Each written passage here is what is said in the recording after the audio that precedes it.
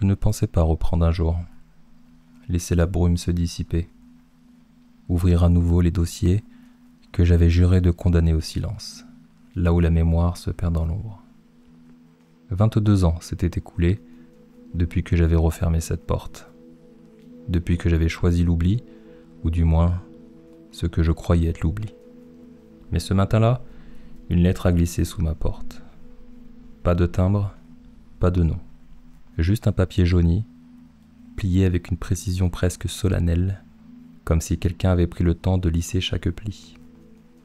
À l'intérieur, une phrase, tracée à l'encre noire, épaisse, presque vivante.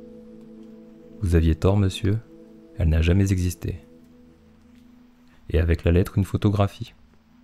Un portrait en noir et blanc, fané par le temps. Une femme en robe ancienne, debout, devant un rideau de velours élimé. Ses mains gantées serraient un livre contre sa poitrine, comme un secret qu'elle refusait de lâcher. Mais son visage, il n'y était pas. Juste un flou blanchâtre, comme si une main invisible avait effacé son existence, laissant un vide qui semblait me fixer en retour. Je suis resté là, immobile, le souffle court, à contempler ce néant. Mes doigts ont tremblé en touchant le papier, comme si la photo portait une mémoire qui ne m'appartenait pas. Puis, sans réfléchir, j'ai ouvert le tiroir de droite, celui que je n'avais pas touché depuis des années. À l'intérieur, il était là, le dossier. L'affaire du voile. Une étiquette manuscrite, à peine lisible, sur une chemise cartonnée jaunie. Une disparition sans nom, sans corps, sans plainte officielle. Rien, sauf un témoignage. Le mien. C'était il y a 22 ans, par un automne noyé dans une brume d'octobre qui semblait avaler les rues du 7e arrondissement. À l'époque, j'étais un jeune enquêteur, chargé de traquer des vols d'œuvres d'art. Des copies bien faites, des toiles mineures, rien de spectaculaire. Jusqu'à ce jour où je l'ai vue. Elle se tenait là, seule, devant un hôtel particulier à demi abandonné, rue de l'Ombre.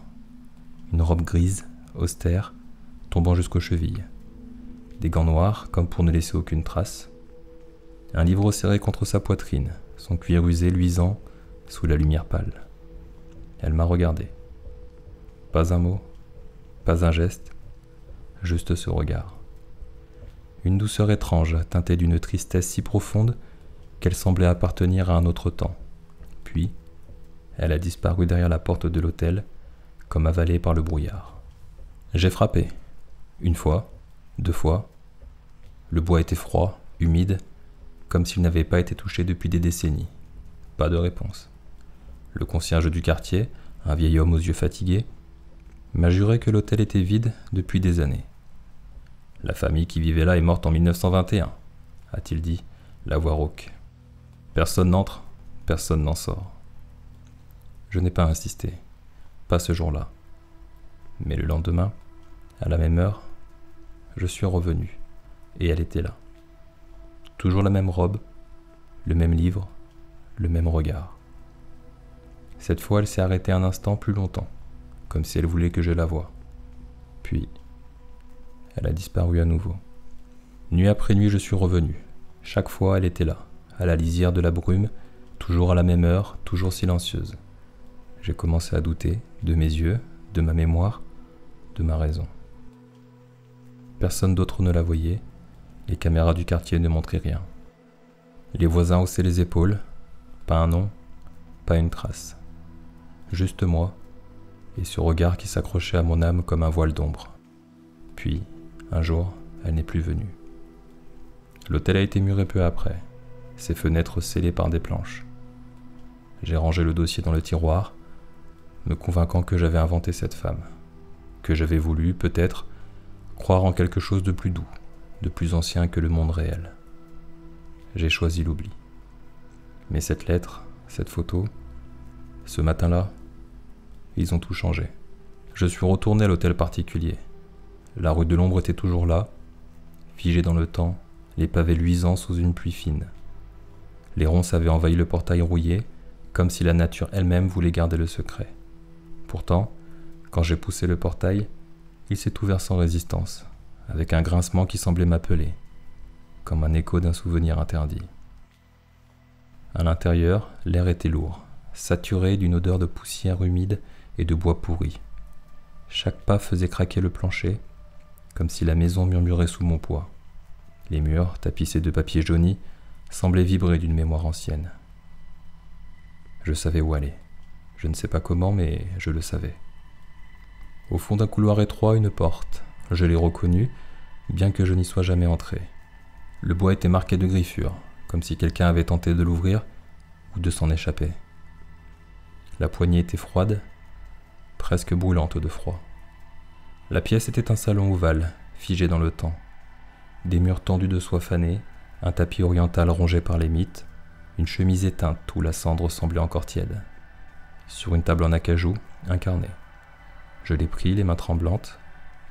L'écriture à l'intérieur, c'était la mienne, mais je ne me souvenais pas l'avoir écrit. Page après page, le carnet parlait d'elle, de sa voix, douce comme un murmure de vent, de son silence, plus lourd que l'absence, de ses lectures, toujours le même livre, toujours fermé, de ses apparitions, toujours à la même heure, et, page après page, une histoire d'amour que je ne reconnaissais pas, des mots que je n'avais jamais pensés, des souvenirs que je n'avais jamais vécus. Pourtant, chaque phrase sonnait juste, comme si j'avais aimé cette femme dans une vie que j'avais oubliée. À la fin du carnet, un mot revenait, griffonné avec une urgence presque fiévreuse. Portrait. J'ai levé les yeux. La pièce semblait plus sombre, comme si la lumière refusait d'y entrer. Derrière un rideau déchiré, j'ai trouvé une trappe dans le mur, à peine visible, comme si elle avait été scellée pour être oubliée. Une échelle rouillée descendait dans l'obscurité. Mais pas raisonnée, chaque barreau gémissant sous mon poids. En bas, une cave, humide, froide, saturée d'une odeur de terre et de cendre. Et là, contre le mur, un tableau, recouvert d'un drap poussiéreux. Je l'ai soulevé, le cœur battant. Une toile immense, une femme en robe grise, debout dans un salon ovale, celui-là même où je me tenais quelques minutes plus tôt. Chaque détail était peint avec une précision troublante. Les plis de sa robe, le cuir usé de son livre, le rideau fané derrière elle. Mais son visage, il n'existait pas. Le centre du tableau était vide, comme brûlé, comme si une main invisible avait effacé son existence. Je suis resté là, immobile, devant ce vide. L'air semblait plus lourd, comme chargé d'une présence. Une chaleur diffuse, un souffle léger, un murmure que je ne pouvais pas entendre. Je sentais qu'elle était là. Pas dans le tableau, pas dans la pièce, mais dans le silence, dans l'oubli. Et j'ai compris. Ce n'était pas elle que je cherchais. Ce n'était pas une femme, pas un fantôme, pas une mémoire. C'était l'oubli lui-même. Le droit de laisser cette histoire derrière moi. Ou peut-être le droit de m'y accrocher, de continuer à me souvenir, même seul, même face à un visage qui n'existait plus. Quand je suis sorti de l'hôtel, le vent s'était levé, mordant, presque vivant. La pluie avait cessé, mais les pavés luisaient encore, comme des miroirs brisés. J'ai refermé le portail, lentement. Je n'ai rien emporté, rien, sauf le silence, et le doute qui ne me quittera jamais.